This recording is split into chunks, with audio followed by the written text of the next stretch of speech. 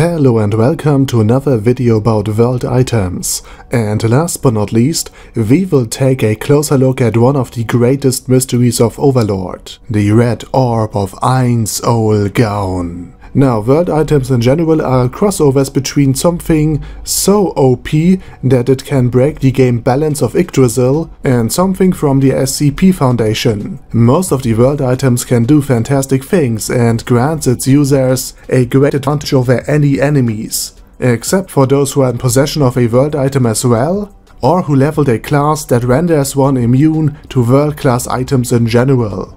And with little to no facts given, this for the most part is a theory video about the Red Orb of Ainz Ooal, but based on different D&D items and other possible influences as well as the general story of Overlord. And now we will start with the collection of the little knowledge given to us.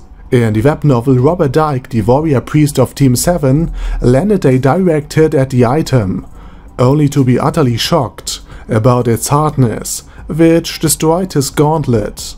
And according to Ainz, it apparently was also a key part in repelling the Great Guild Alliance that invaded the Great Tomb of Nazarick back in Yggdrasil. So at least in the web novel it was made pretty clear that this thing is a nuke, even among world items, able to kill hundreds, if not thousands, of level 100 players with its power.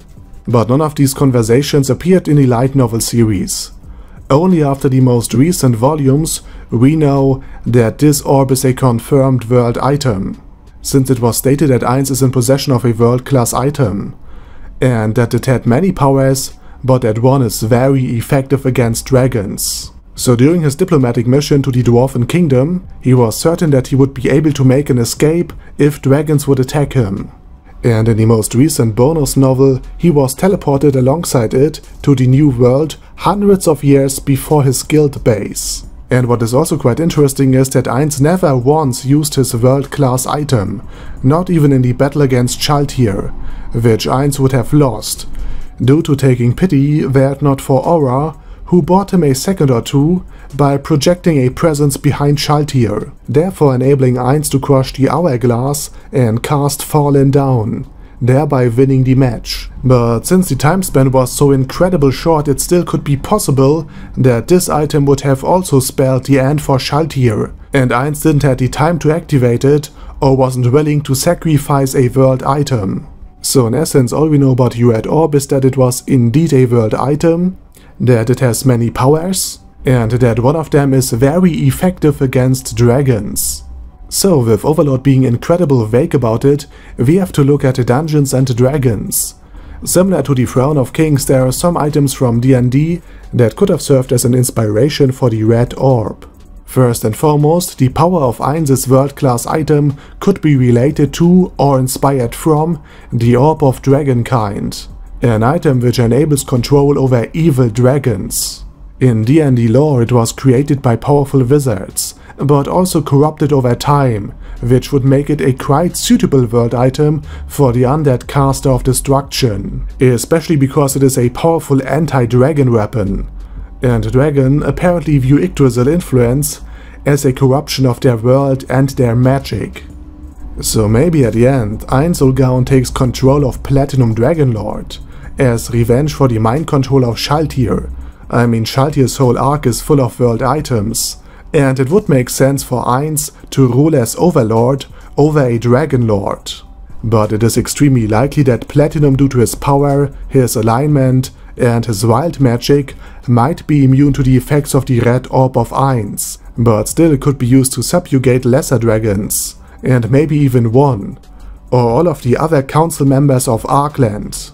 And not only is this likely to trigger a reaction from Platinum, since his home country will be threatened, he already witnessed the near extinction of Dragonkind at the hand of the 8 Kings of Avarice, something they never recovered from. So even if Ainz can only use this item to summon and mind control lesser evil dragons, I mean, Ainz is already in control of the ice dragons of the Silesian Mountains, who are currently serving as airplanes. So the stage is already set, and perhaps Ainz will use the evil dragons as proxy soldiers to fight good aligned dragons. In a cruel twist, he would force a civil war within dragonkind, after Jerkniv conspired to start a civil war within Nazarick. Also imagine Demiurge, who did a similar thing by fielding the demi-humans of the Abelian Hills against the Holy Kingdom and intends to start a civil war as a pretext for Nazarick's invasion, realizing what his master had planned all along. Yeah, planned. There are certainly a lot of conclusions Demiurge could jump to. But perhaps during this hypothetical war, the final battle will not be one of magic, but one of melee instead. I mean, to this date, Platinum fought exclusively with his armor, while Ainz trained himself to be a warrior. Despite lacking any martial arts abilities, and despite playing as a mage his entire time in Yggdrasil.